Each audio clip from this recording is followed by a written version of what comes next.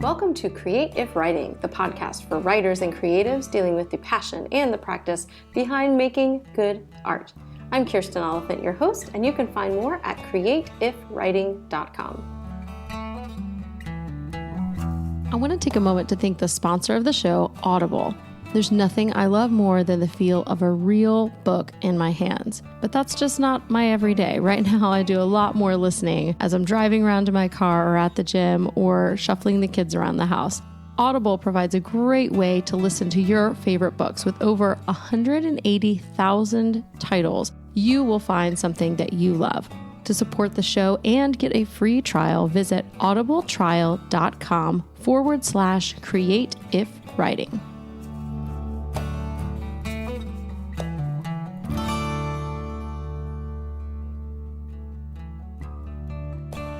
Normally, every fourth episode, you will hear from me answering your reader questions, which you can pose in our Facebook group. But this week, I have a cold, if you can't tell, so my voice is horrible. Rather than subject you to the sound of this for an hour or so, I'm going to use one of my already recorded interviews, which is why you plan ahead. My dad always taught me that. The 5 Ps. Prior planning prevents poor performance. And in this case, it's very welcomed prior planning. So today we're going to hear from Paula Rollo from Beauty Through Imperfection and also Blogger to Business. She actually has another site as well. She is a crazy, crazy blogger. But she's going to talk today about intentional blogging and share a little bit about her story from how she started out blogging just about her day and being a mom and a new mom and dealing with some things that were very personal in her life, to blogging in a way that was more intentional and focused on being more of a financial support for her family, and how that shift looked in terms of her blog and what difference it makes when you blog intentionally. So I hope this is very encouraging to you, whether you are blogging as a blogger or whether you're a writer who has a blog that supports the writing you do. For whatever reason you're blogging, I think that this interview will help you think about and reevaluate those goals and realize how important it is to have goals when you blog so that you can blog better. So without further ado, here's the interview with Paula.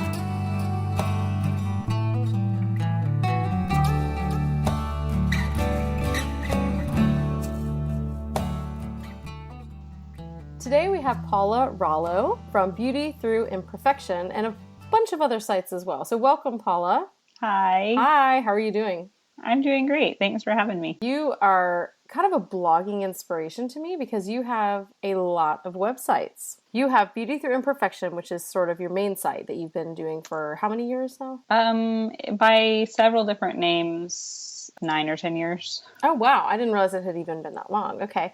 And then you also do blogging on the side with Becky Mansfield from Your Modern Family. Yes. And then your newest site, as far as I know, is What Is That? I Need It. Correct? Yes. And you're doing that with Stephanie from journey.com. That's correct. Okay. So you know a lot about collaboration then. Yes. As well as I love blogging. to collaborate. Excellent. Collaboration's good. I'm learning how to do it better, I will say. I tend to be one of those lone people. I was always bad at group projects in school. Yeah. Yeah. I did the lone wolf thing for 7 years of blogging, and the past 2 years I've really started to collaborate, and it's so much more fun. Is it? Okay. I may have to ask you about that in a little while. Okay. Well, what got you started blogging then? So you've been doing it for a long time then. What is it that prompted you to start blogging? I was actually moving away from home. I was 15, and we were moving away from the town that I had grown up in, and I just wanted kind of a place to be able to keep up with my friends and write to everybody, and that just seemed to be the cool thing to do at the time, so I did it. That's really crazy. And it kind of grew from there. So you started, is there still like a piece of you where we could find your writing at 15 online?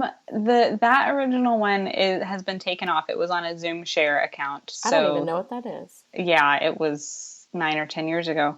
So that one's gone, but the one that I started after that was when I moved overseas, and that one is still around and horribly embarrassing. So But you kept it up. You kept it up. Was that sort of for I did. posterity or just like a record to be? Yeah, because that one was a journal of my time living overseas, and so even though I was young and crazy and dumb, I just kind of like being able to read it, and it's there. So That's really neat. I first started blogging when my husband and I moved to North Carolina and I did grad school. Blogging was sort of just getting started, I feel like, and at least it was starting to move into the form that it's more like what it is today. yeah. But I didn't really have anything to say, and I sort of thought blogs were presumptuous, that people wanted to read your words, and I didn't want to write, which is weird because I'm a writer. But I had a blog that was totally photos. Oh, fun. Yeah, Those so were it was always great. interesting to look at. And I accidentally deleted it. The whole thing. That is so sad. It was very sad. It was 2 years worth of blogging. So That is that's sad. And they say the internet never forgets, but when you accidentally delete your blog, it totally forgets. All of a sudden, it's just gone from It's everywhere. gone. Yeah. Well, tell me a little bit about because we're going to focus today. I want to talk about blogging intentionally with you because I think you do that really, really well. And I want to talk a little bit about your site, Beauty Through Imperfection. So why don't you kind of walk us through a little bit of how you got started with that blog? Okay, so that blog, I guess that one actually started in 2012 or 13. So I had been using the blog that I had overseas as a missionary, and then I had my first child and was starting to blog again because everybody starts to blog when they have their first baby. They totally do. And the site that I had overseas just wasn't really, it was about life overseas and about becoming an adult and all of those things. So it just wasn't fitting anymore. So I started this new one called Hopeful Future, and it was at Blogspot because I was super, super, professional. I was there too. It's okay. Raise your hand if you were on Blogspot. Yes. So, no design work, no images even in my posts. Just this is me writing about overcoming depression and abuse and as a first-time mom. Oh, wow. And it was, just a really rough time in my life and trying to have hope about my future, like it all fit, and so I kept that up for a little while. And then as I started to connect with more bloggers through link parties and different things, I was like, wait, people are like making money doing this? I thought this was just a thing we all did for fun. So that was kind of opening my eyes to people are making money for this. And that kind of branched out to, I wonder if I could make money doing this. And as I got pregnant with my second child, we were in a 3rd-story, 2-bedroom apartment, and I was done being there. Yeah. And I was ready to be in a house, but we weren't financially ready for that. So I thought, I'll give it a whirl. I'll try 1 year blogging, and I'll try to make it into a business. And if it works, great. And if it doesn't, I haven't really lost anything because I'm doing this anyway. So my in-laws actually, as a Christmas gift, paid for me to rebrand and relaunch my blog as Beauty Through Imperfection and on WordPress and with hosting, and they paid for all of that. That's a great as my Christmas gift. Yeah, because that was another problem was that like I wanted to make it a good business and make it a more official looking and everything, but I didn't have money to do that. Yes, and I didn't know if it would bring results or not. So that's what I asked for Christmas, and kind of my goal going into it was if I can make $1,000 this year, then that'll be, a good amount of money put towards our house, and I'll be really happy with that. And so that was my goal going into it, and we completely rebranded everything and redirected everything, and it was a mess, and I didn't understand all of it. And and that's when it's good to be part of a community, right? And to have some collaboration. Exactly. Yeah, there were several people that were, like, it's okay, you will survive this, and you'll get your readers back on the new site and different things. So that was really helpful. I love the blogging community for that, we always come alongside each other, and, where you may be totally ignorant of one side of it, somebody else is very knowledgeable there, but needs your help somewhere else. And so the collaboration's just brilliant. I love it. Yes, I did the same sort of lone wolf thing for a long time. And I think that the growth that I've experienced since I started going into, especially Houston bloggers, which you go to that group as well. That's where I met you, as a Blog Elevated, which is a conference that came out of the founders of Houston bloggers. And I remember the very first time I went, though, I think I was still on Blogger, and I had my own .com there, but I was still on Blogger. And I remember everybody was talking about how I needed to be on WordPress and why when you're on WordPress, and I remember just being like, ugh, these WordPress people, what is it with these WordPress people? And now I'm on WordPress, and I do understand now. I will say there are some things maybe for you too that I'm nostalgic for from Blogger, because WordPress has so many capabilities Blogger just will never have. But every so often there's something really simple that I don't know why it's not simple in WordPress, or I have to call like 4 people to get it done. Example, taking dates off of posts. For some reason, I had to have a plugin for that, and Really? Yeah, I couldn't figure that out. And maybe there's a code. We'll talk shop later. But I asked all these people, and everybody I knew that took the dates off had a plugin for that. They couldn't figure it out. And, you know, on Blogger, there was like a box you check, like show date, show it here. I'm like, how does WordPress not have that? Little check mark boxes are my best friend. I love those. Yeah, so I do miss out about Blogger because some things No, there's definitely great things about Blogger, and depending on your goals for your blog, I don't think it's, you know, WordPress is the end all be all, but definitely for my goals and where I was going, I needed to switch over. So yes. Well, what were your goals as you switched over then? I mean, you said you wanted to make $1,000. Yeah, in a year. Okay. And did you do that? That seemed crazy insane to me. And I was like, you know what? I'm just going to make a crazy huge goal for myself and just see what I can do. Yeah, by the end of that year, I was making $1,000 a month, and That's totally great. That's insanely blown away at what could be done. It was insane. And every year since, I've tried to set a crazy insane goal and just demolished every crazy insane goal that I set. So I'm just kind of like, that's really exciting. Blogging thing is kind of, you can do anything. So yeah, I love that. So do you sit down then more than once a year, or do you sit down once a year to make a list of goals that you plan to accomplish, or how do you do goals for blogging? I do them every year, and then about halfway through the year, I check in and see how I'm doing. And then I also try to keep track of stats on paper. Okay. So that I don't obsess over, I lost 5 fans, I lost 10 fans, or whatever, all of those numbers. It's just, hey, I have X amount more than last month or this time last year, or whatever, things like that. Like I just saw a little milestone I had written down somewhere about hitting 200,000 fans in like 8 months. And I was super excited about that, or 200,000 page views. That's and great. It took me 8 months, and I was like, yes, I'm so excited. And like, now that's a month for me, you know, but wow. It's just like, that was 2 years ago that I was excited about doing that in 8 months. So it's just crazy what can happen in a short amount of time. But I wouldn't even have thought, because I feel like my growth right now is so slow. So I wouldn't even have realized like that was just 2 years ago, that was almost an entire year. That seems fast to me. I mean, it seems, or maybe it seems like a good normal pace if you're working hard to have that. Because some people I know have overnight success. Some people, there's a slow build, and some people just keep pushing and it doesn't seem to happen. Yeah, that's true. Which I do see some people, or talk to them, and they're like, I don't understand, and I'm in all these blogging groups, I'm not growing. So you had your goals that you set. What did you put down on paper, or however you put it, as far as actionable steps to get to that goal? So my goal was I wanted the $1,000 in a year. And so I tried to focus on page views first, because I didn't want to bog my readers down with ads and with sponsored posts if I was only going to be making like $30 a month.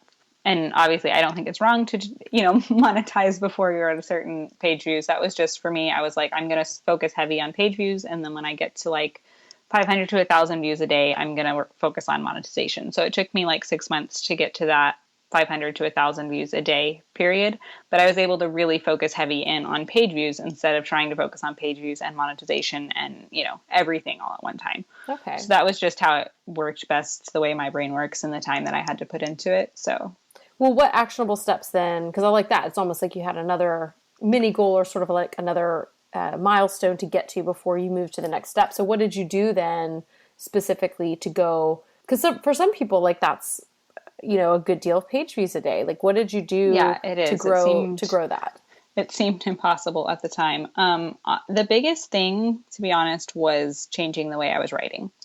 So prior to this switch, I was writing like a journal, and like you would go to my site and you would read about myself and my kid and what I was learning that day. And while those things can be translated from a reader into their own lives and can be relevant to them, I wasn't spoon feeding them. And in our fast paced society, people want to be spoon fed. They want it to be immediately about themselves, not immediately about someone else, is what I was kind of realizing. So a good example of this I always like to use is one of my most viral posts. Still, it's one of my most read every day. It's in the top 10, if not the very top viewed posts, is about bringing a new baby home. Oh, and yeah. I wrote 2 of these posts. So one of them I wrote right after my daughter was born, and it's about bringing your second baby home. So I wrote it just about our transition and different things that my toddler was struggling with and how I was struggling with both of them because I didn't have much help at home because my husband had to go right back to work. And so it was just kind of our story. And I used this particular image and all of these things. And then a few months later, I wrote essentially the same post, but it was 8 ways you can help your toddler adjust, not how I'm helping my toddler adjust. It was immediately about the reader. I actually even used the same image, but I put text on it, but it's not that fabulous of an image even. And that one went viral. And I've since launched a series from that. I have written a book from that. Like, all of these things happened from this post going viral. And it was all that really changed there was my writing focusing on the reader and not on myself, and giving my reader actionable tips of how they can do something instead of having to wade through and kind of read through the lines of my story to find something that would help them. So I still share my story, but I share it in such a way that it's immediately relevant to my readers and not something they have to figure out for themselves. That's great. And that makes a lot of sense, I think, for sort of the listeners to think about, like, that switch is a really subtle, it sounds kind of subtle at first, I think, but it's very important. And I do think a lot of people, blogging still, it came from, the term weblog. It was right. Journals. Like, it essentially started out as LiveJournal and a few other places. I think there's one older than LiveJournal that have friends who were on it, but it started as an online diary. And so I think there are very much still vestiges of that. And I would say that blogging is its own genre. I'm a fiction writer. I write nonfiction as well. And blogging, I think, is its own animal.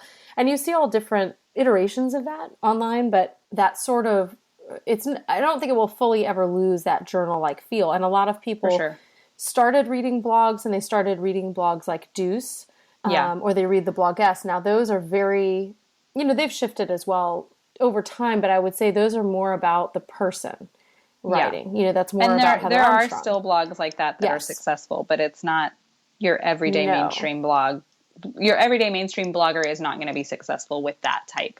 No, I feel like for the success there, you sort of have to be, if you're a celebrity, you can go ahead and just have a blog and you'll do great. Even if people, love or hate it, like Goop for Gwyneth Paltrow, either way, people are going to read it. Mm-hmm. Or you have to be a really great writer. Both. A really great writer, or even have really particular views on a topic. Yes, or be beautiful. I honestly will say, I do think that helps. Like, I think that there's something, or have beautiful photos or beautiful kids. Like, there is a sense, like, there are people who want to read and see sort of this life they wish they had. Yeah. Which is why we, people read gossip magazines and some of those things. They like to look at the pretty people and what they're doing. And so I do think that for some people it helps.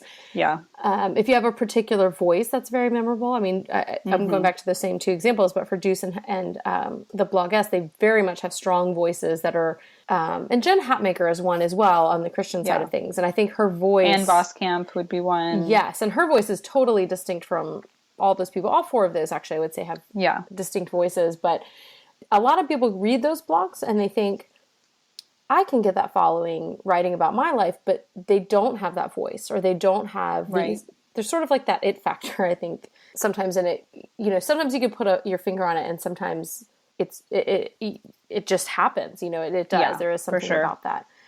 But I like your idea of thinking about the reader instead of yourself. Like, because some people, I do think, because of how they grew up reading blogs or what they thought about reading blogs, think, I'm going to draw all these people to me. And really, what you have found has been, you're drawing them into your site, but you're making it about them, using your own stories. And I didn't want to sacrifice my authenticity or my voice and my intimacy with my readers, but at the same time, I knew that I needed to add something to gain the kind of income that I was wanting from my blog. So what I decided to do was I was writing, I think, like one heartfelt post a week at the time. Okay. That was all that was going up on my blog, because like to write that type of content is kind of hard. You really pour your heart and soul into it. And so you can't crank out 5 a week. Like that's just not really doable, especially with small kids. So I decided to continue doing those every week, but I was going to add in 1 or 2 posts that were basically just for Pinterest. Okay. And see what happened. And so I just kind of grew from there as far as finding a balance between this is for Pinterest, this is for my core readers. And then those two eventually married each other. But at the first, when I was first making this transition, I didn't want to lose my voice and I didn't want to lose my heart in my writing. But then I needed to add in the business as well. So eventually those two became one. But that was kind of a good launching pad from trying to switch from this heartfelt, every post is like a tearjerker to now just pin my stuff. Yes. You know? It is.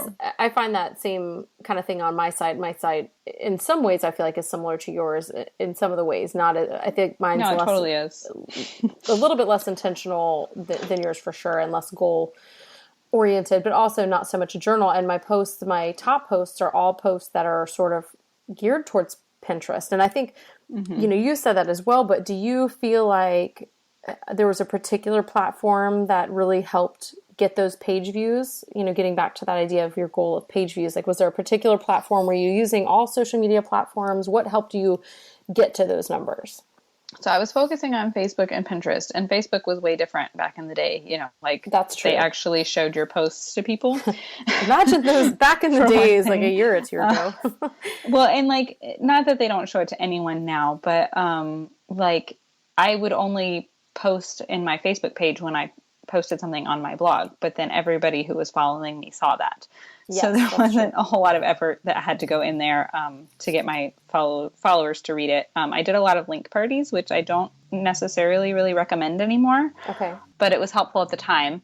I think now a lot of the time people are just linking up and then leaving. So it's not what it used to be, the community where you used to leave your link and then everybody would go visit each other and you would meet a lot of great bloggers. Like my blogging partner, Becky, and I actually met through a link up. So, wow. Okay. But that's not really something that happens anymore as much. There are still a few spectacular link ups, but just for the most part, I think people aren't playing by the rules. So I agree. It seems very self-promoting. And some of them, every now and then I'll link up with the food blogs because those seem to have, if I have a food post for that week, there's a few that I really, really like. And they do seem to bring some traffic and have some dents. But, I don't particularly love doing link parties either. And maybe afterwards you can give me a list of some of the ones you feel like are effective and I can put those in the show notes. But, I don't particularly like having to put things in my post. It starts to feel just a little weird. And the same thing with, sponsored posts. I don't shy away from sponsored posts if they fit my brand, but I hate having all that disclosure stuff or some of the requirements they have. I just don't like that. It makes me want to, I don't know. I guess I don't like rule following sometimes. So I want to rebel, but you can't do that when you're doing link parties. Yeah. So I did do link parties, which is not a great source of traffic now. Pinterest was huge. Creating those images. I mean, I feel like every time I learn a little bit more about images and I go back and redo a bunch of old posts and update the images, and then I get a huge spike in traffic because images are really where I struggle just because I'm not a graphic person. And so that's a place where I'm constantly learning and constantly needing to adjust, but then it's bringing in more and more page views as Pinterest and different things like that are so visual. Yes. So that's been an interesting learning process. Even now I'm learning and repinning old content for that reason. But well, that's a great idea too, to go back through, if people have gone through a shift like you have, to go back through some of those old posts and update, and if you're listening and you don't know, I mean, a lot of people do, but I never know where people are coming from. If Pinterest isn't something that you use all the time, you want to have those vertical images. That's what performs on Pinterest. And I didn't really pay attention when I was first pinning. And so when I would make my posts, my favorite pictures were horizontal. And I remember somebody saying, like, I really want to pin your stuff and I wish it was vertical. And I was like, what? And then I went on Pinterest and I was like, oh, yes. And that's why, right. Again, blogging community, kind of coming back to that, is really important because it seems so obvious now, but if someone doesn't tell you, that may not be the thing that you notice on Pinterest, is where the images are oriented. And then if you go and sort of take notes of what's doing well, which is something I do sometimes to help me, is what's doing well here. What is getting a lot of repins? What what are people sharing on Facebook and why? And is there something that I can do on my blog that's not a takeoff on that, but is there something I'm already doing that I could rebrand in that way or reformat or rename, you know, and put like you mentioned, putting words on your image that would help get it sort of shared help around people more. Understand immediately what's going on that image. Yes, exactly. Well, so once you hit those page views and you started to monetize, how did you monetize? Because that's another question I think a lot of people have is what goes into blog monetization? We all think of ads, just having ads in your sidebar. So I started with Google AdSense. I think selling ad space was still sort of a thing back then, but it was on its way out. And by that you mean other bloggers buying a spot in your sidebar? Yes, other bloggers buying a spot in your sidebar. And right now, I feel like that's not really done as much simply because mobile sites look so different. And since like 80 to 90% of our traffic is mobile, there is no sidebar. Yes. So there are still, I think, certain types, like there are a lot of lifestyle blogs I look at that do still do that and are pretty heavy in that. But that's a different kind of animal altogether. I think some of the different blogging. Different niches may be doing different things right now. Yes. But I didn't do much of that. I just did Google AdSense and just implemented a few of their codes. And I started with Amazon Associates, which is still my favorite affiliate place because I know that, just side note, I know that a lot of other affiliate companies may give you more money or a higher percentage. But the thing with Amazon is that's where everybody's going to go buy it. So I feel like if I advertise someone else, like thinkgeek.com, for example, has some really great stuff that I talk about on my different sites sometimes. And they have an affiliate program with a higher percentage than Amazon will give me. But the thing is, if no one's ever heard of thinkgeek.com, they're going to go, oh, that's a cool product. I'm going to click over to Amazon and see if they have it. Oh, they do. And I trust Amazon, so I'm going to order through Amazon. And then I lost a sale.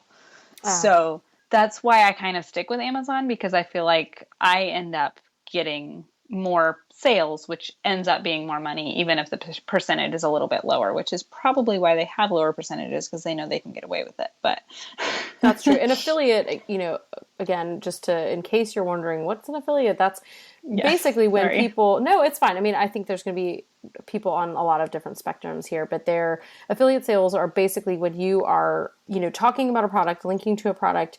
And then when people click through to buy, there's, through cookies and all those processes I don't understand. It basically gives you a percentage of that sale, and it doesn't cost the person any extra, which is a great thing. And so, you can post that wherever you can put it in. Now, you do have to disclose that. So like in your blog post, you need to disclose it. And if you're doing it on Facebook as well.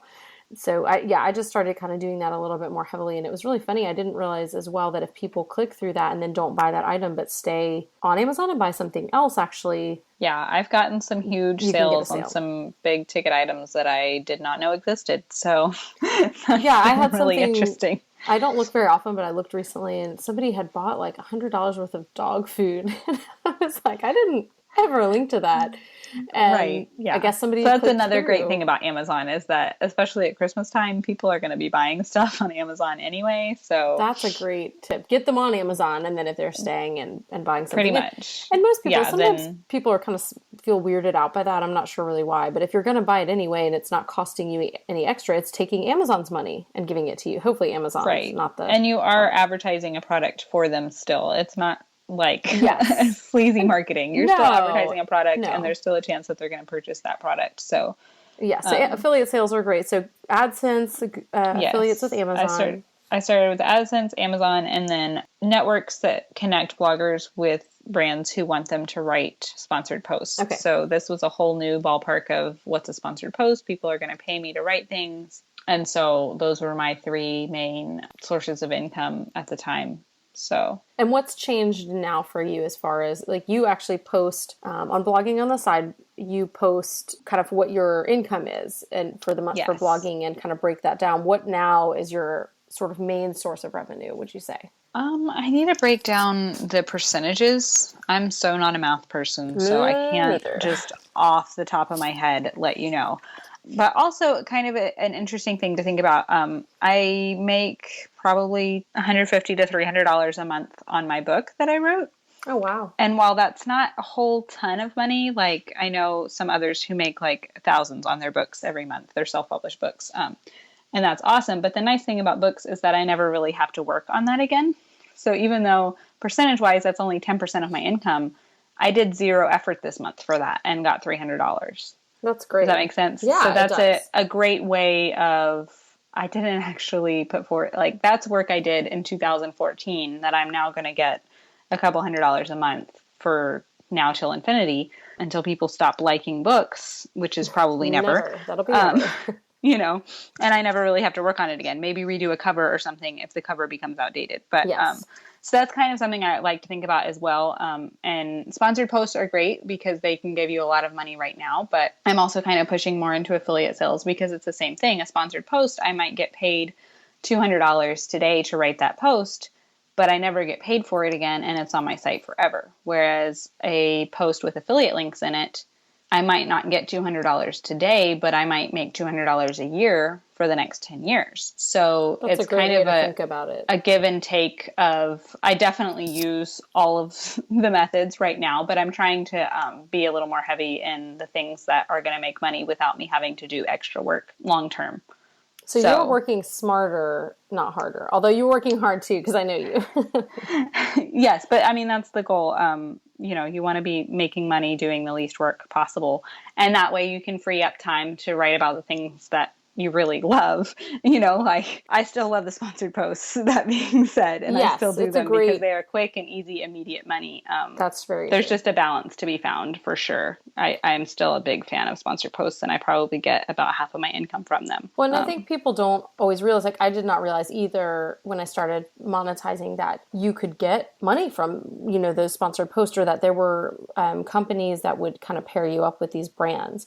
And so that's, you know, I can't reach out to, I'm not going to name any brands I've worked with, but I can't really reach out to that brand. Although now I've started doing that a little bit. But normally, when you're just starting as a blogger, you're not going to reach out to some giant brand, even if you use them a lot, and say, I'm going to write a sponsored post for you. They'd be like, great, have fun doing that. We're glad you support us. And they're not going to give you any money. You kind of need these are brands that I've already worked with. These are successful campaigns that I've run for them, even if it's through a different company. Like, I was able to give X impressions and different things for this brand. So that kind of gives you more credibility when you do start emailing brands directly. Yes, if you have something to kind of show for it. And it is great to get your foot in the door. But I think so many people also will get those emails every day, which are people asking you to post for free. And so it was a revelation to me that there are people that pay me money, because I'm like, wait, but I'm getting like 10 emails a day from people who just want me to write about it.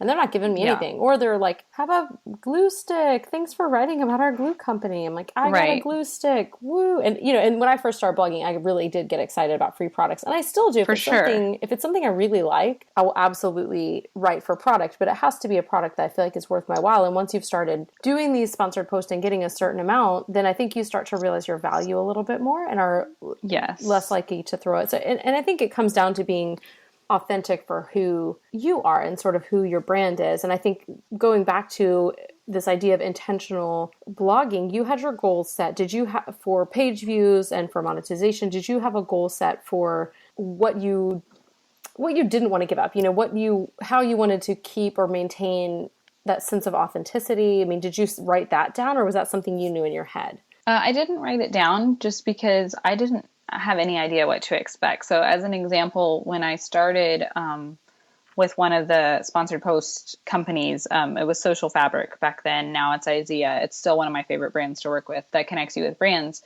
But I got a lead from them, was my very first lead. There were two in my little inbox thing, and one was for $100 or $150 and one was for $30. And I literally went in and deleted the $150 one because I thought there's no way people won't pay a blogger to write for that much money. That's ridiculous. It's got to be spam. And I deleted it and made an offer for the $30 one and got it, and was over the moon excited that I got $30 for sitting and writing a sponsored post that took me an hour, and was just thrilled. Yeah. So there's just a level of, I had no idea what to expect. You know, my goal was $1,000 in a year, so I didn't think I would be even getting close to sacrificing any sort of authenticity as far as that goes, just because I had no idea what was out there and what was possible. So I didn't set that ahead of time. And then I think I probably started doing too many sponsored posts because I was just like, oh my gosh, I can get out of this apartment. Yes. This is going to be wonderful. Once you start getting that money, it can be really thrilling and exciting. And then you really disappointing then if you don't get any sponsored posts one Yes, month and you get a lot the it month is. before. Or the worst for me when I don't do as many as I used to intentionally. I don't. And I remember there was one month where I ended up with 4 the same week, because sometimes you apply for them and there's different rounds and things like that, and you Exactly. don't know, and then you get nobody wants to come to my blog. I mean, that's what I felt like, even if it was pretty authentic to my brand, nobody wants to come to my blog for 4 ads a week is what I kind of felt like. And I do try, and most of those companies do try to have you write in a way that's a story, not just a review, like here's what I liked about X. And so I think everybody starts to find their footing as far as that goes. And for me, I think I know when I've crossed that line, I can feel it. Like I start to feel a little smarmy. And so I've started asking myself questions like, am I going to feel gross about this post next week? Yeah. Am I just doing this because it's a check? And if it is, then I have to decide. For me, I'm making that choice. And for somebody else, their choice might be different than mine because they're blogging for a different reason and they're saving money for a different reason. And I think that's something starting out, I'm not sure bloggers or people who want to start a blog, because some people are having a blog because they're trying to sell a book, or they want to sell a product, or they want to build another kind of brand. And sometimes you don't think about those big goals ahead of time, and you don't answer those questions ahead of time. So if you are going to give someone advice who is starting out on a blog, what would be questions that you might ask them or have them ask themselves to be more intentional about blogging and kind of think in the long term? I think it really comes down to defining what your purpose as a blogger is, because like you're saying, you can be blogging for so many different reasons. If your goal is to just encourage people and build a huge platform by which you can encourage other moms, then it's going to look very different than the person who is a newly single mom unexpectedly and needs to keep a roof over her children's head.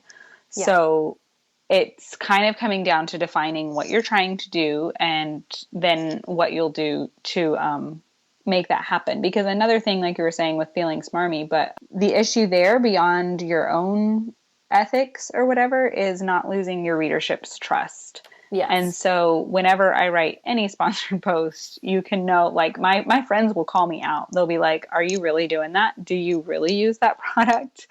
And I don't want to lie to my friends. And so I can kind of view my readership the same way of, I want my readers, if they were to come to my house tomorrow, they would see this product on the shelf.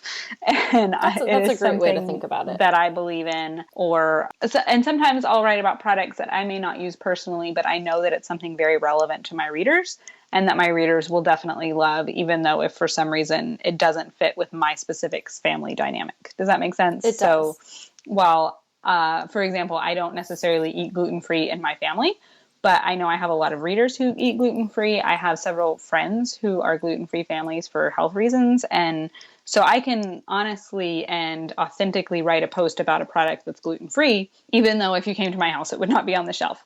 Yes, that makes sense. So I do try to be very, very, very intentional about that. And also I don't take posts that wouldn't be going up, that I couldn't write in such a way that wouldn't already be going up on my blog, that the content without a sponsor would already make sense there. Like I did one for a snack food. And so I did a post about moving because we were moving and different things that you need for moving day. And one of them was this specific snack food.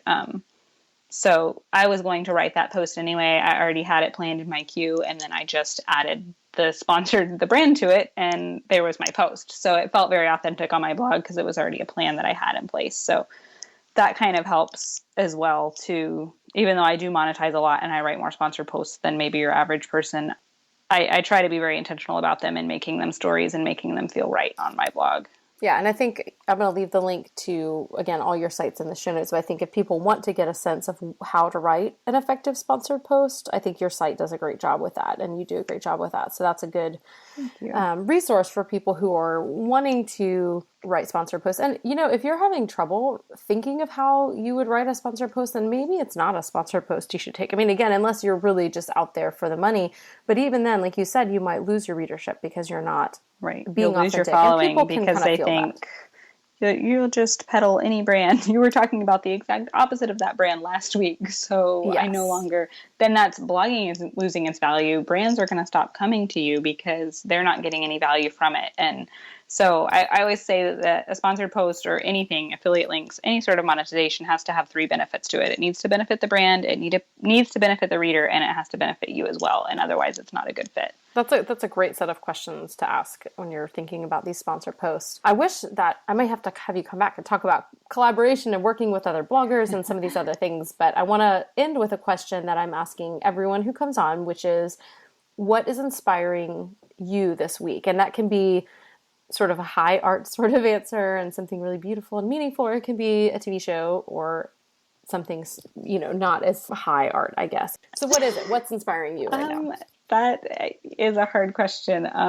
I would say on a just silly level, Doctor Who is always inspiring to me. A lot of Doctor Who fans out there, I'm sure. I haven't gotten into it, but I have a ton of fans, and I'm always seeing, I know the word TARDIS totally now, need to get because into I've seen it. Is that how you say it, TARDIS? Very good job. Yeah. It is how you say it. And like my 2-year-old knows about the Doctor, and I'm very proud of her. But on a more like blogging level, I've just really been kind of struck lately about the infiniteness of blogging and what you can do here. And that's just been really neat to kind of sit back and think like, wow, I can literally do anything. What do I want to do? Yeah, that's a neat thing. And to also being connected with people like you and people like, whoever's listening here, to be able to show people that you can literally do anything with a blog. It's just really neat to watch other people's dreams come true, as well as my own. Just everybody's succeeding together. And I just love the camaraderie of blogging and what we're all doing here. So that's always exciting and inspiring to me. That's a great thing. I think I've been realizing more and more, kind of as you said, how much I feel like the internet is full of possibility, and yes, I'm seeing that kind of happen all over the place, and seeing people be successful in things that kind of have my wheels turning a little bit. Like, what's out there for me that fits in with who I am? Is there some way for me to kind of get in on that? And so, definitely very inspiring. I love seeing that. Yes, there is, for sure. Well, thank you so much for coming on and talking about intentional blogging, and I will link to all of your mini sites on the show notes, and as well as some of the tips and anything else that you might have to share with readers. I'll put in there. And just thank you so much for coming on. Is anyone else out there inspired to rethink their blog goals? What an important lesson from Paula, and I think she had some really inspiring suggestions and ways to rethink about the way that you're blogging and how that makes such a difference in terms of your content and everything else. For more information, you can check out the show notes, which you can find at createifwriting.com/005. Thanks also to our sponsor, Audible. You can sign up for your free trial at audibletrial.com/createifwriting. And a giant thanks to Josh Mills of Unbroken Light, who did all the music that you hear in the background for this podcast. So thanks so much, Josh, for lending your amazing talents to the podcast. Thanks for joining us. I hope you have an inspired week.